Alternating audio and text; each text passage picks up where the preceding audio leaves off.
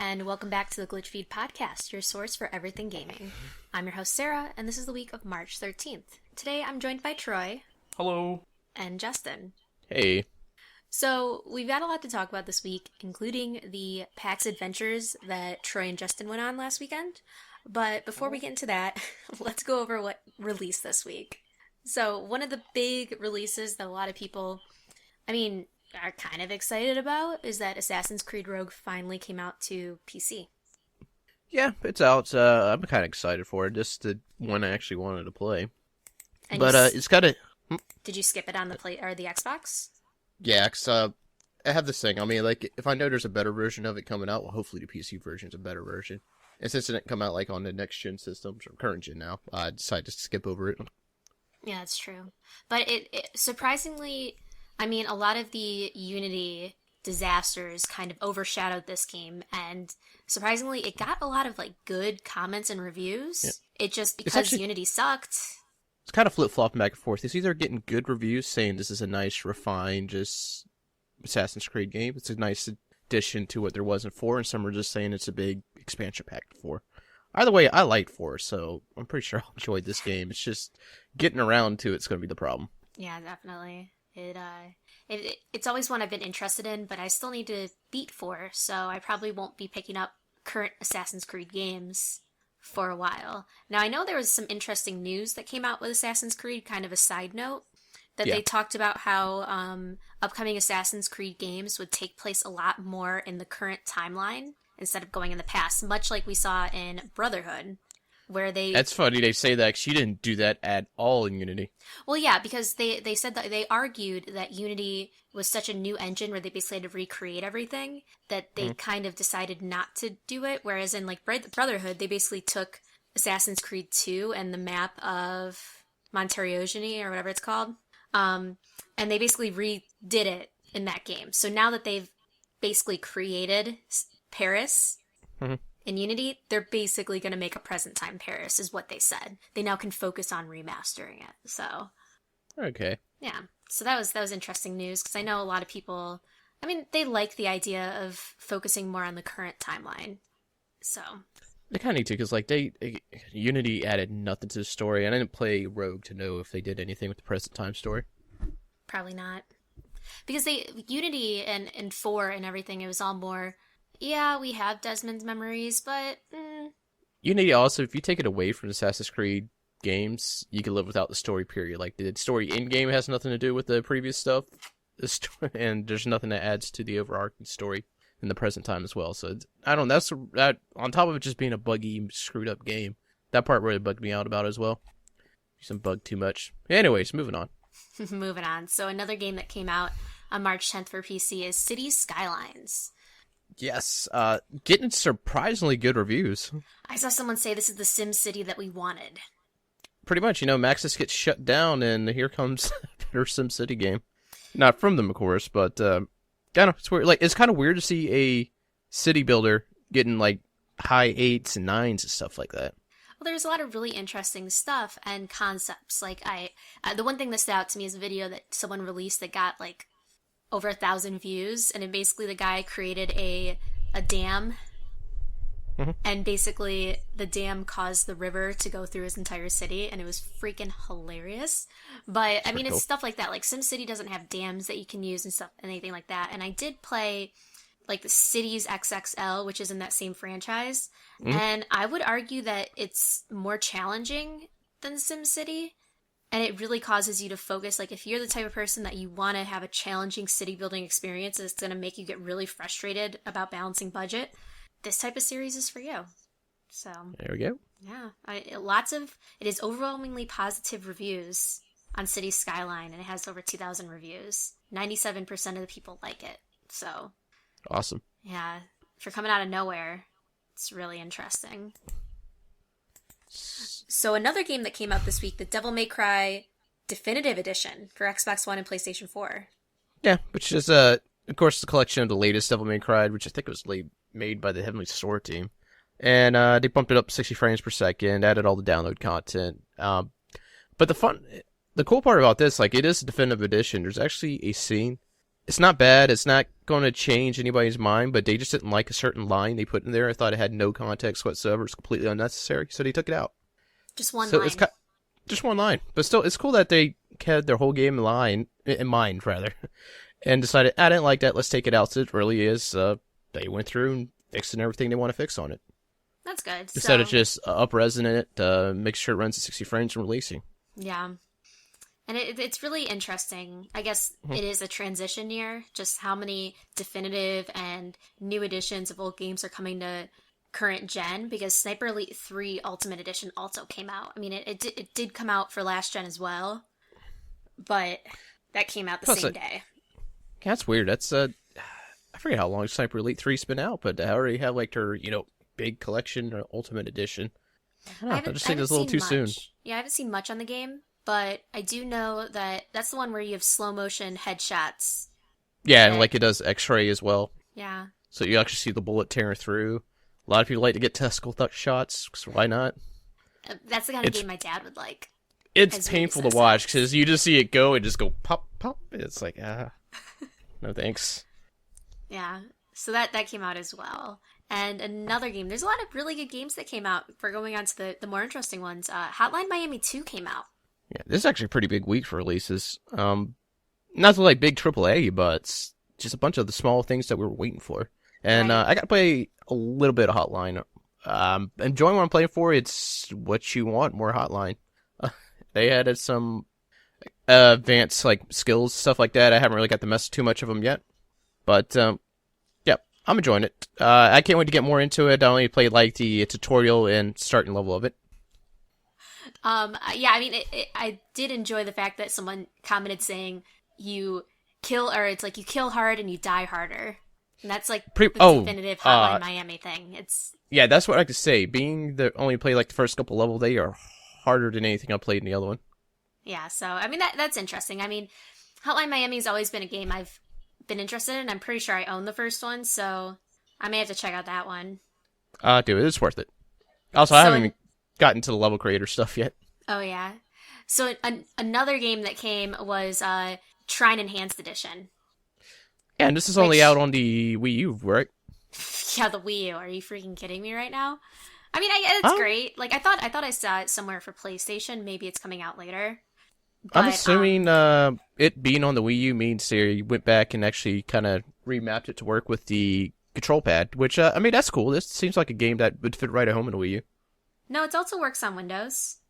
Game Over. Oh, no, I mean, like... Green Man no, I mean, like, also was doing it.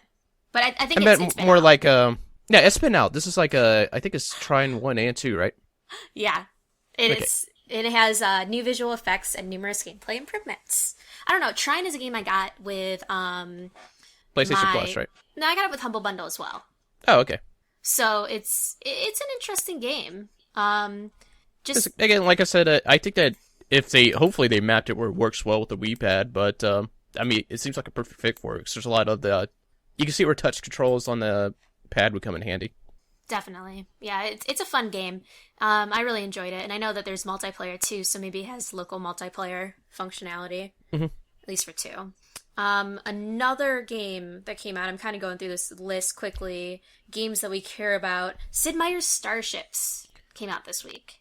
Yeah, already got it ordered. I can't wait. I want to play it.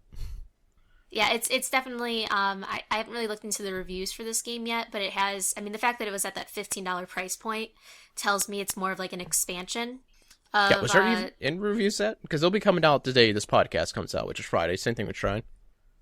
Yeah, exactly. So that'll be interesting. And then, actually, it's coming out the day before our podcast. It comes out on the 12th. Yeah, I'm not gonna lie. I was interested in the game, but I wasn't planning on getting it until I saw the price tag they put on it. I know, right? That's really nice. Yeah, that's enough. Yeah. Yeah, and then another game that came out March 10th and 11th is Resident Evil 2, Revelations 2, Episode 3, blah, blah, blah. It's the weekly episodes. It's good for keeping up with that, though.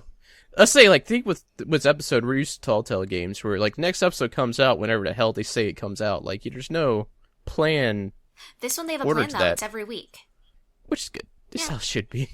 Yeah, I mean, if I see something that's a weekly release, it tells me that maybe the episodes aren't that heavy. Like with Telltale, like an episode has 5 chapters to it or something like that. Like it's just It's either there's not that heavy or they completed their full chapter before they, or volume rather, or whatever you want to call it, before they actually release this game.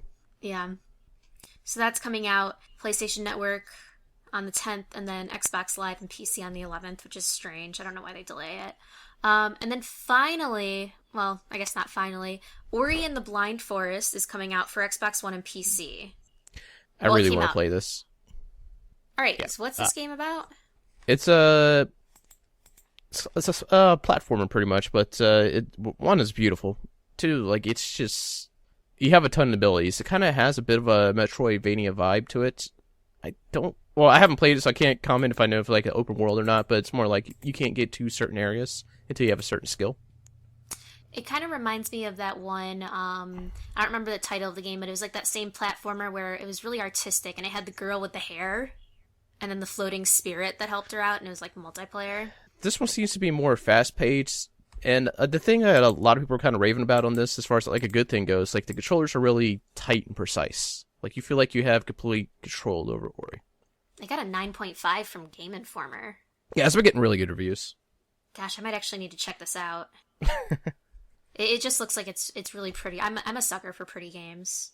Oh yeah, and I mean it looks tons of fun for anybody that's like really interested in those kind of precision platformers. Yeah.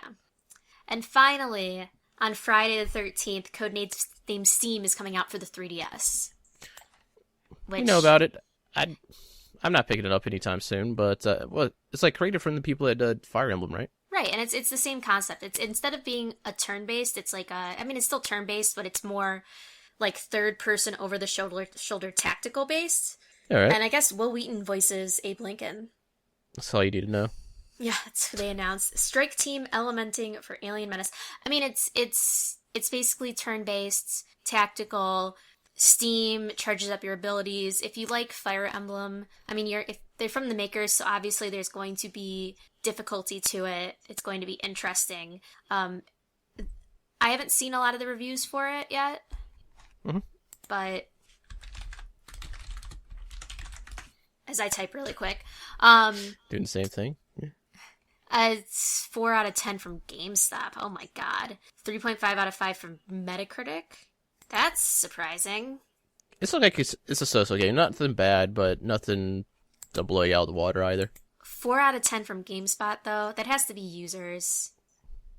This look has a 74 Metacritic rating based on 13 reviews. So it's still new. I mean, here's where I could argue all day about not following the reviews and just judging based on your own. But maybe in this case, there is a demo. Try the demo first and make sure you enjoy the gameplay.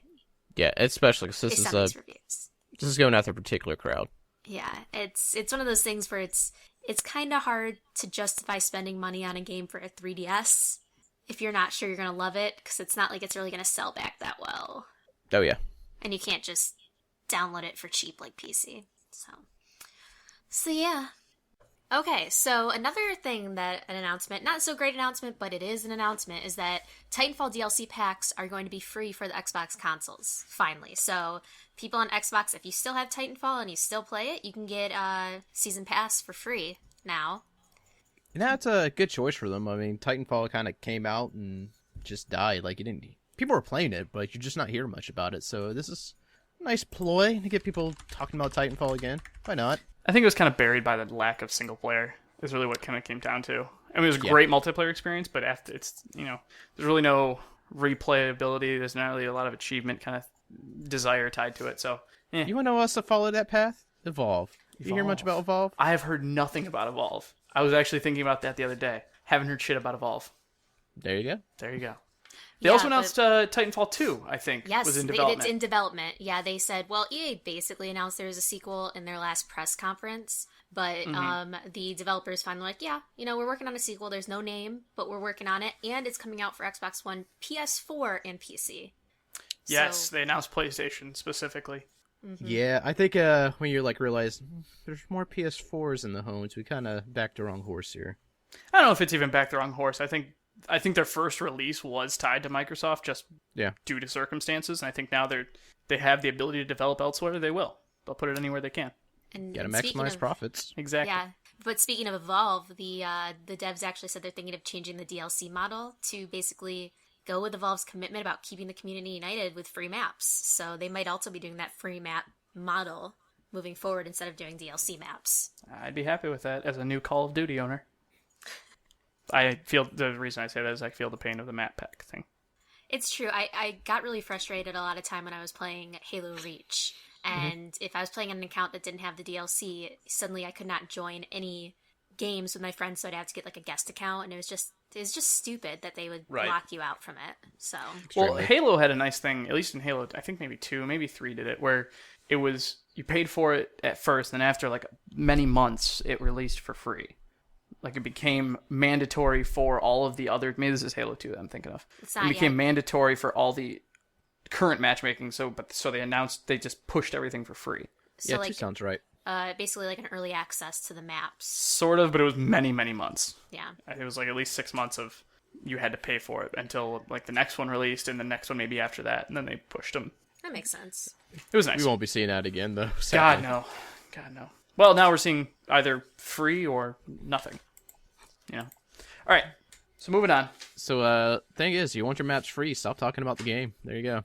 I guess so. Yeah.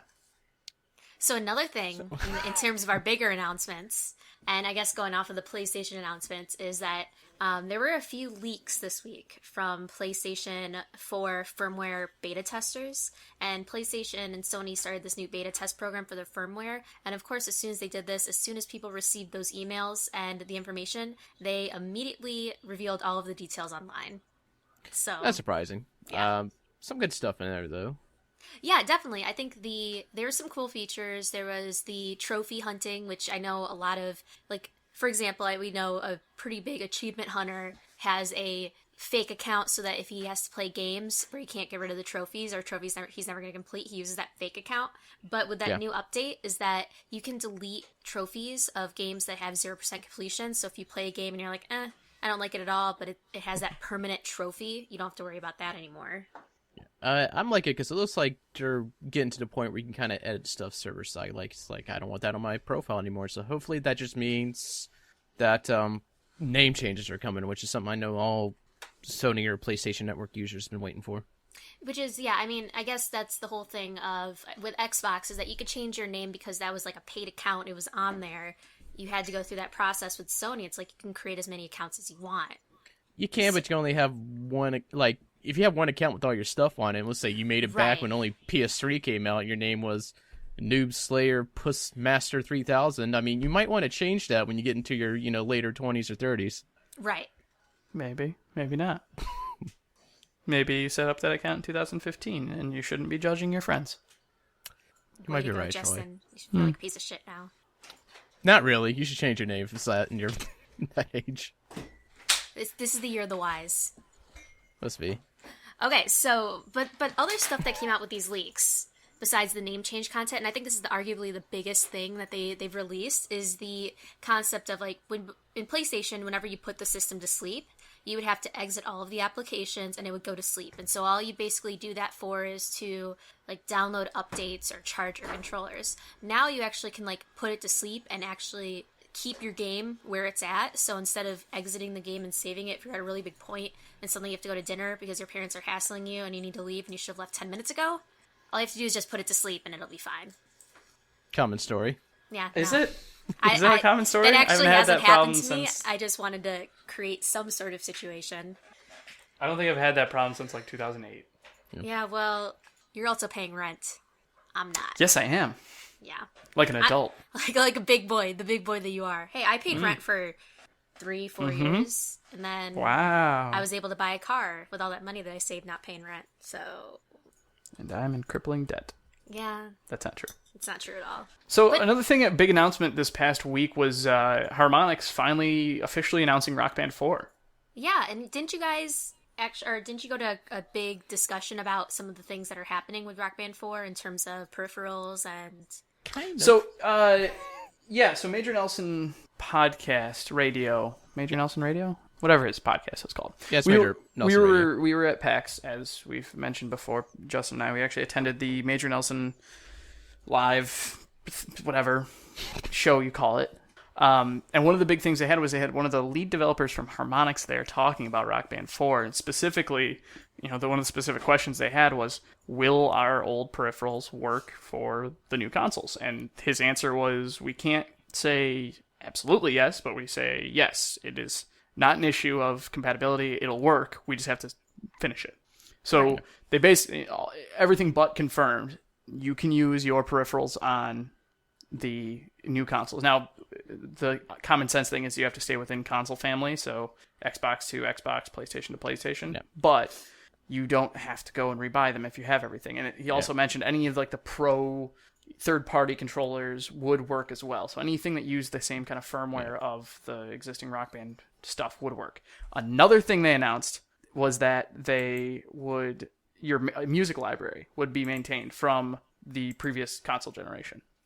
So one of the big things with Rock Band 3 and all of them have been you have one music library across all 3 games. Any DLC you buy will carry over to the next game. That will continue based, I think, I would assume, on network ID or whatever account structure you have for PlayStation and gamertag for Xbox. So if you've spent the last, 10 years, maybe-ish, since Rock Band 1, collecting music and DLC, you will be able to keep that library into Rock Band 4 on the next gen. For one of those people that paid more for Rock Band music than you have for actual music, yeah. This guy, right here. Same here. Yep. On the note about Rock Band music, before we move on with other stuff, Harmonix actually released today, on the time we're recording this, their website for you to submit song requests for the upcoming Rock Band. They've had that before.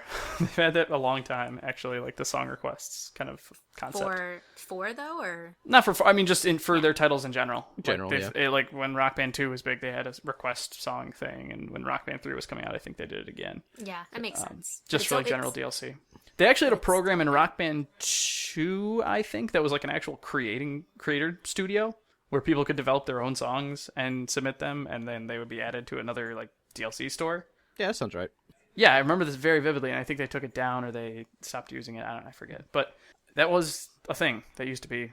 So, yeah. And another thing to kind of make clear is like this is going to be the foundation. This is going to be the Rock Band for this generation. There's not going to be Rock Band the 80s, Rock Band Lego. It's just, there's Rock Band, and you add on to it through DLC. Right. Thank goodness. Yes. Yeah, it's not going to be the peripheral Rock Band games like you saw in the last gen. So which is nice. As much as I would love a Dave Matthews Band Rock Band. DLC. No, I want the whole game. I want Beatles Rock Band, but with Dave Matthews Band. Well, you could get away with that with how many songs Dave has. Yep. You absolutely could. And Yeah. I have all of their albums if they ever want to sample from them. So. That'd be neat if they did, though, like, to kind of get people back into it. Let's say they release, like, the bass for free. Like, no extra songs, just whatever you have will work for it. And then, like, you buy the Rock Band 4-pack, or so on. I think that'd be a good way to get people back into it. I think so. I hope Another good move they're doing, too, is that with the peripheral stuff, is that they've basically guaranteed that all of the new peripherals won't have exclusive features. Which also, as a consumer, I feel like a lot of people would feel very bitter if Rock Band 4 was all new stuff. So that's a nod to Harmonix for not sucking and trying to get as much money as possible and actually being good to their consumers. Harmonix. Harmonix, sorry. Harmonix. It's a nod to Harmonix. There's an O in there. It's not an I. Harmonix. Harmonix. I was confused because the O looked like an I. No, it does not. It looks like an actual eye. That doesn't mean you don't replace the letter I with a picture of an eye. It's not a pictogram. So the other big announcement we have, obviously, is GTA 5 Heist is finally out. It's real this time. Finally. After an uncertain release in terms of server overload, because I'm sure a bunch of people busted out their old GTA as soon as Heist came back out to play, and I think a 40 gig, or no, did they say? Yeah, I think it was like a 40 gig download. No, 4 maybe. No, it was it not was that huge. big though. It was not. huge. It's not 40 gigs. I'm going to tell you that right now.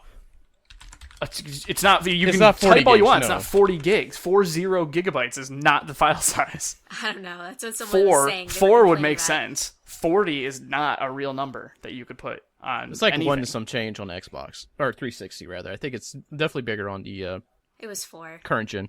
Thank you. Thank you. That's what I fucking said. Jesus, 4.0 maybe is what you saw.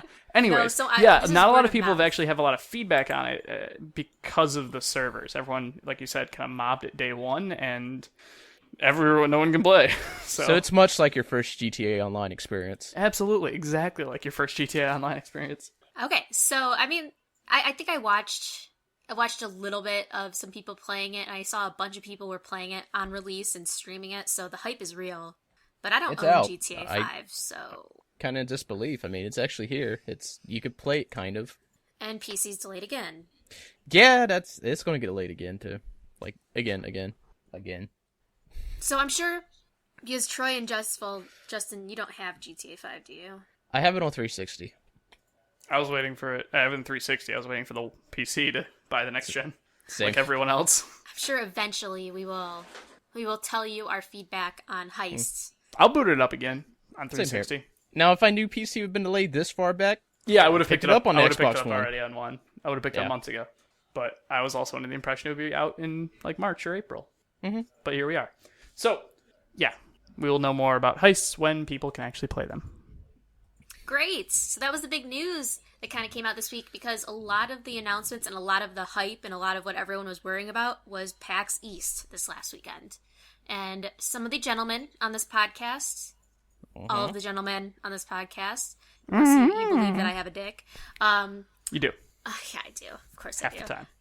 Yeah. They went to PAX East. You guys went to PAX East this last weekend. Yeah, we were both. Obviously, I live in Boston. Justin came up, and we went to PAX for 2 days. It was a blast. yes, it was. I guess big highlights we can kind of run down really quick. Obviously, Overwatch stole the show, so much so that we couldn't even play it. No, we because couldn't. The line was massive all We the could time. see it. We couldn't play it. Yeah, I sat and watched the video for like 10 minutes, but there was 2 circles around the entire booth of people waiting in line. So, unfortunately, we couldn't get to experience the thing that everyone was super hyped about. But from what we've seen, I mean, it looks like extremely smooth, like Team Fortress. That is exactly what everyone's been saying. It's Team Fortress 2 done by Blizzard, basically. But it looks very good, and I'm really excited to get my hands on it when I can. It'll be a lot of fun. I can almost guarantee that. Oh yeah, like I'm sold. Like I was first kind of iffy about it, but seeing it in action, I want to play it. Yeah. Another huge one. This was, in summary, this was like the year of like VR and indie devs. It was everywhere. You couldn't turn one direction within PAX without seeing like somebody using an Oculus or something like that. Yeah, it was, whether it was, it's an indie dev building a game just for Oculus, or it was, a big name title like Elite Dangerous showing off its Oculus support. Or it's the Oculus booth that no one could get into because they never really told anybody how to sign up for it, which is stupid. Oculus had a big booth with like private rooms that you had to sign up for in advance on an app, didn't tell anybody about it, and then the kind of drop-in line, I've been told it lasted all day. Like you stood in that line all day. I mean, I can understand what she rude. She probably had like a bunch of people ask about it. I was like, "Did you make an appointment? Did you make an appointment?" Yeah, her first question, I'm like, I have a question. Did you make an appointment? No, I was unaware that you had to do that at a convention online prior to the convention. So she was mean, but that's okay. We didn't need to see it because I think we saw a lot of Oculus stuff that would have been the same as what we saw. In there. Obviously, Harmonix showed off their music VR tech. Justin and I played an awesome VR game we want to talk about. Also, I think Harmonix had Amplitude on Oculus. Right? Sure. Yeah. Okay. Sure. Fine. But Justin and I played a VR game we definitely want to talk about. Yes, we do. Well, what game did you guys end up playing? Or what demos did you guys end up pinning up? I'm getting there. I'm trying to jump in the conversation and not appear bored to our listeners. A peer board. Thank you for not appearing bored. We played a game called Keep Talking and Nobody Explodes. Mm-hmm. Keep Talking and Nobody Blows Up. No, you get it right. Keep talking and nobody explodes. It is a 2-person Oculus game, which sounds weird. One person puts on the Oculus, has a controller. The other person doesn't get anything except a Keep Talking and Nobody Explodes as the game. I have just got handed the card by my lovely assistant. One person gets the VR and the other person gets a book, like a literal paper manual on how to defuse a bomb.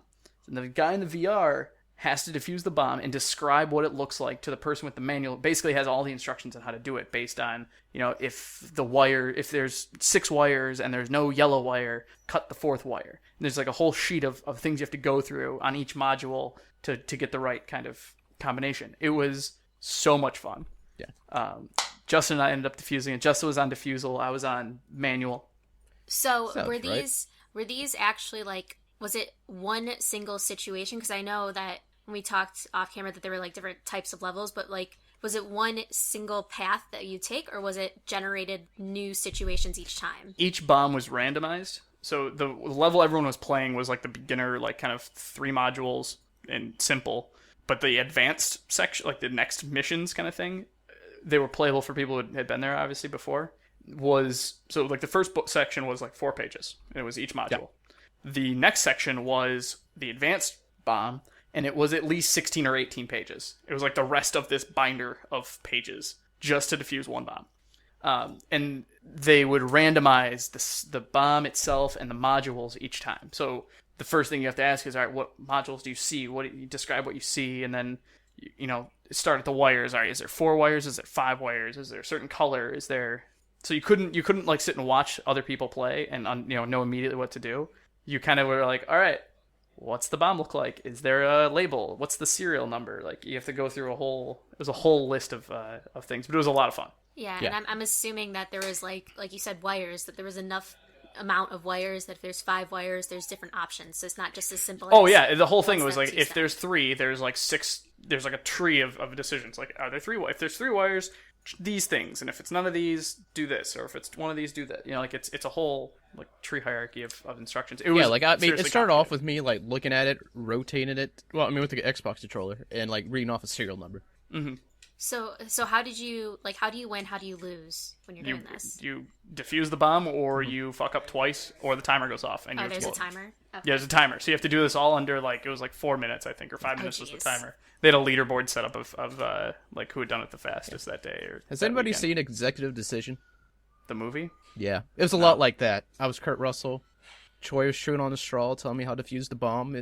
What was the one with 30 minutes to rob? What was the 30 minutes to rob a bank or whatever that one stupid movie was where they had bombs strapped to them? That didn't work because someone wasn't telling him to disarm the bomb. That's why I brought up Executive Decision. I almost brought up The Rock and saying I'm Nicolas Cage, Stanley Goodspeed, but he didn't have someone to tell him to disarm the bomb either.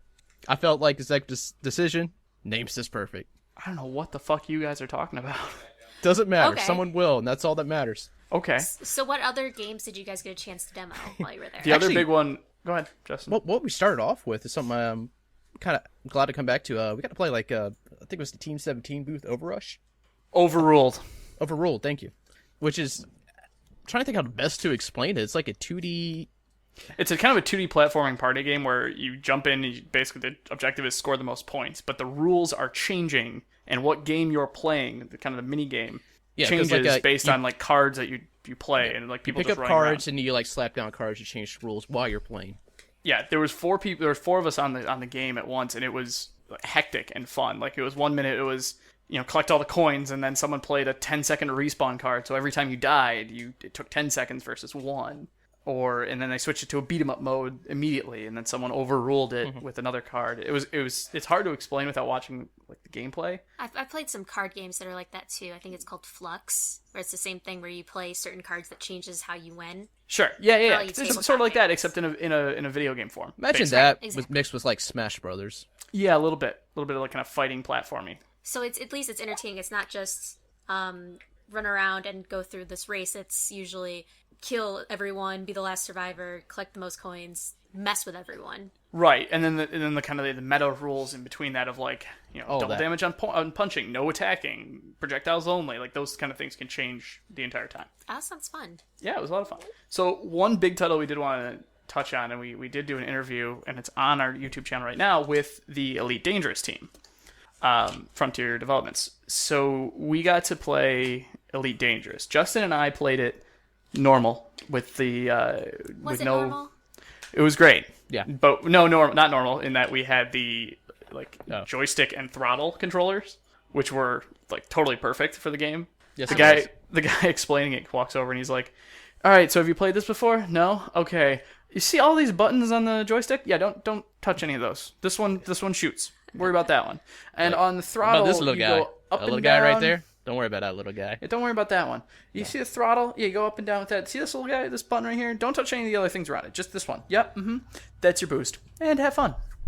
So we got to do it without the VR. Now, my girlfriend got to play the VR version. You want to talk about it? We have a guest. A guest again. Uh-oh. Yeah. Okay. She has to finish by I'm talking saying against back my to own you. will right now. I Do also it. don't want to be recorded. So you have to right here. Stand I right there. don't want to be on the video. It's not. Oh, no. it's The just video's that's not for Skype. recorded. Okay. That's Yeah, just so we can see each other. just so we can see each other.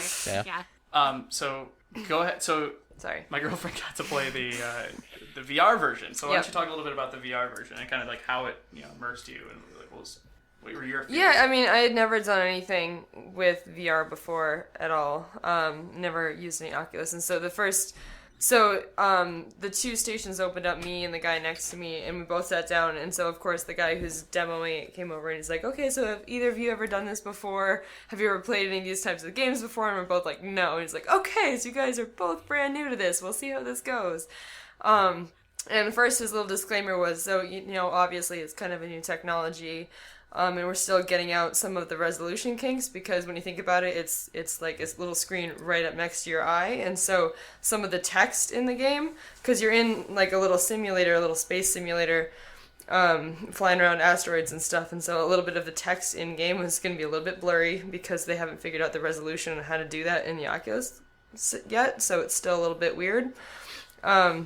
But he's like, but what you're going to really get a kick out of and be really impressed by and blown away by, hopefully, is that, like, the whole immersive feel of it. And so it was really cool because it's all, like, it's in your peripheral, it's in front of you, and you kind of, something I saw when I was watching other people do it, and I felt myself doing while I was playing it, was you're kind of, like, leaning with it and kind of, like, looking around, because you did kind of feel like you're sitting in a little cockpit, and you have little joysticks, and you're kind of moving, and it was really fun. You really did kind of feel like you were sitting there, especially just that it was in your peripherals, it was in front of you. It was a little bit blurry, but it did feel like you were sitting and it was fully around you, and that was really cool. But one of the other things was that when you're looking at the screen, you're limited to just the cockpit. You're limited to what you can see, but with your VR, you were able to look around and actually look up if you're tilting up to see kind of what's around. Right, yeah, so I could see, like I was sitting in the cockpit, there were control panels that you couldn't see on the screens, in the quote-unquote cockpit around me. So he even, like, he was kind of walking us through it when we first got started.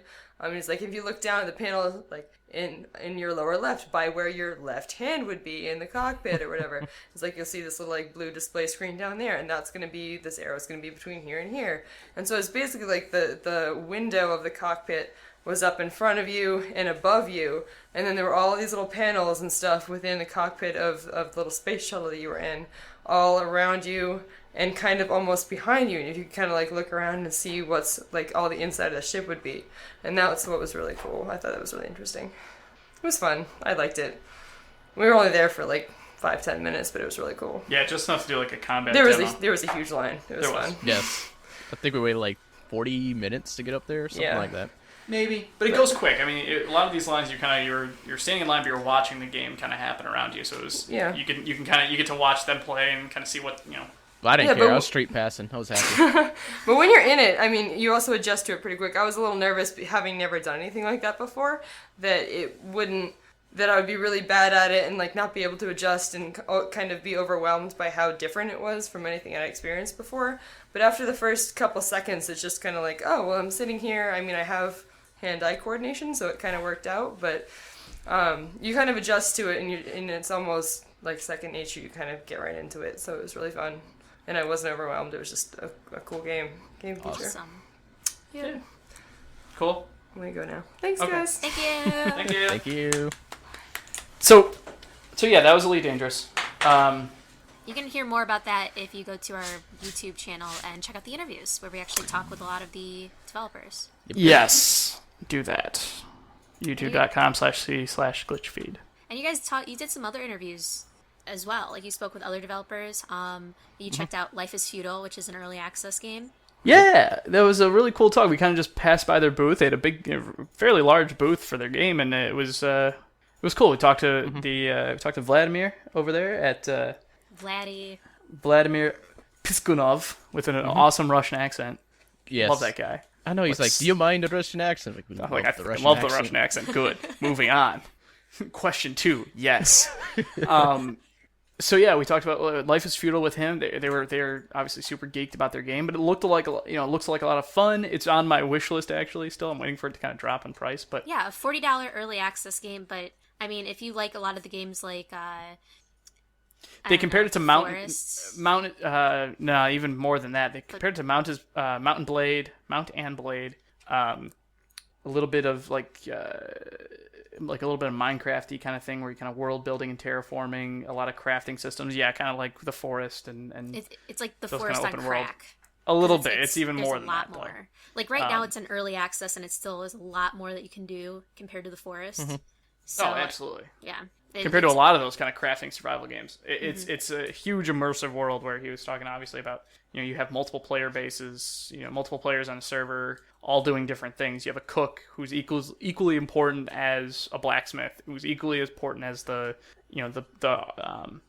Fletcher, which is the guy who make bows. I know that one. Yeah. Thanks, Stronghold. So yeah, no, it looked like a lot of fun. We got to talk to them. We also talked to Yacht Club Games. That video is going up right now, actually, so it'll be up by the time you listen to this. They were showing off. Yacht Club Games does Shovel Knight. They were showing off Plague Knight. We got to talk to them a little bit about their game, what's coming up for them, their Battletoads GDC announcement, along with their Kratos PlayStation Experience announcement as well. Yeah, a little bit of that.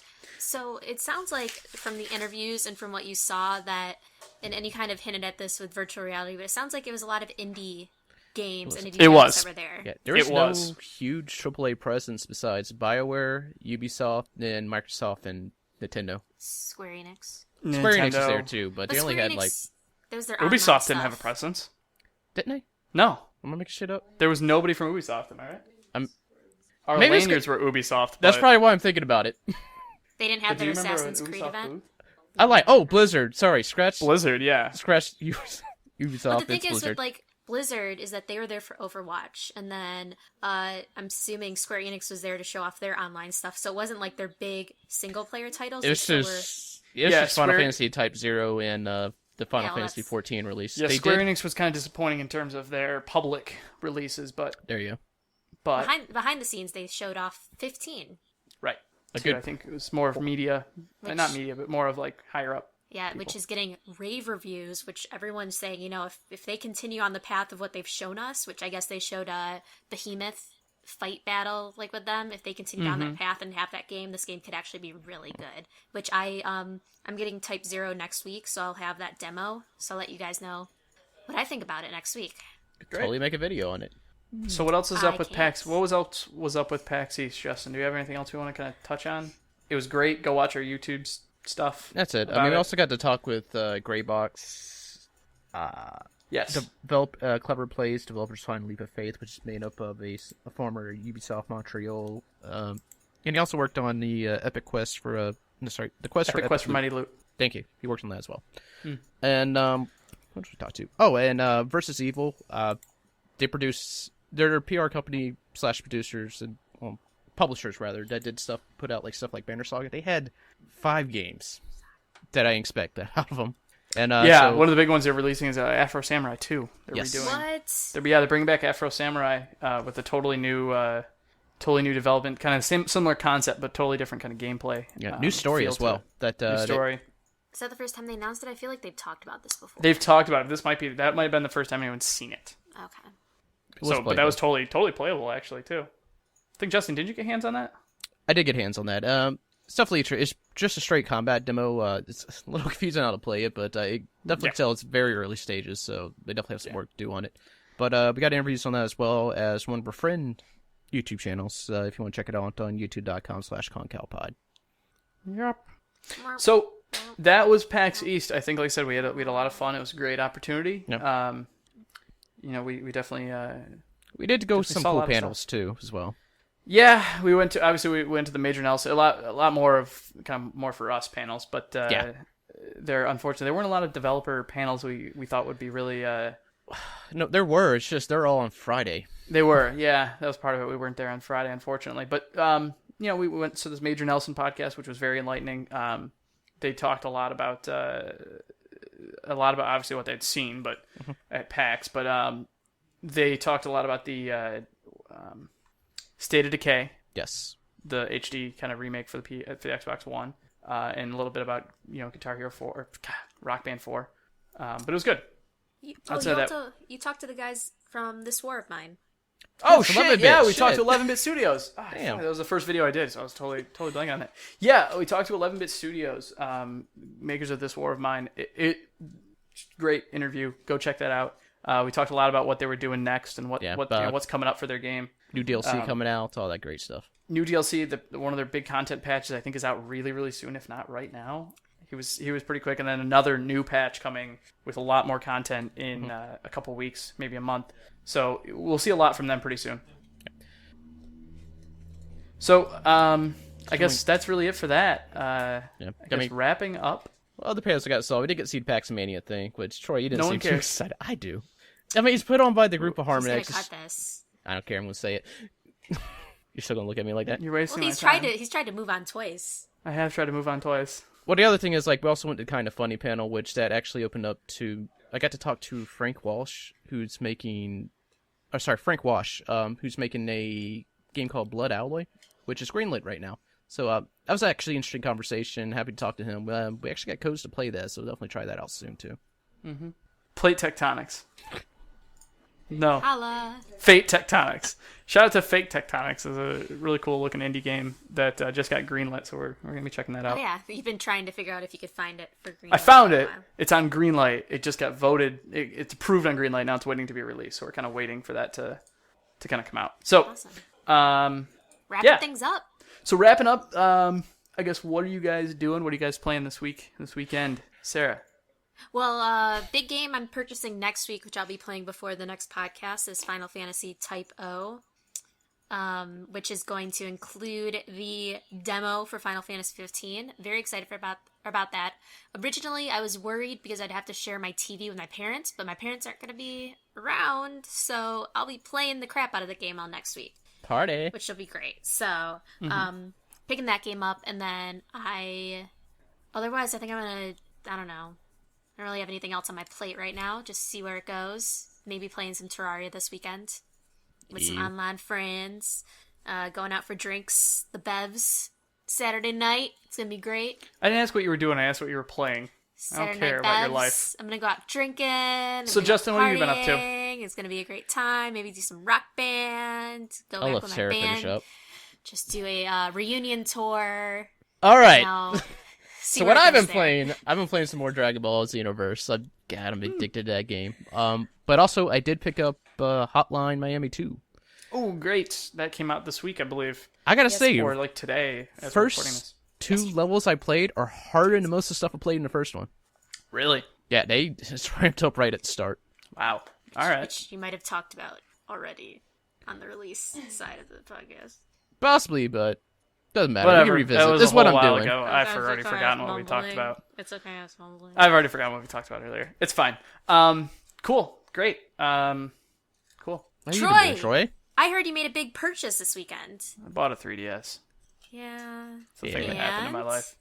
I haven't totally regretted the purchase yet. I'm kind of having fun with it. You got I'm getting probably there. the best game on the 3DS I right did. now. I picked up Fire Emblem. Nice. And the new Pokemons. So I have both of those to kind of burn through. I haven't even touched Pokemon yet. I've been playing Fire Emblem like an asshole.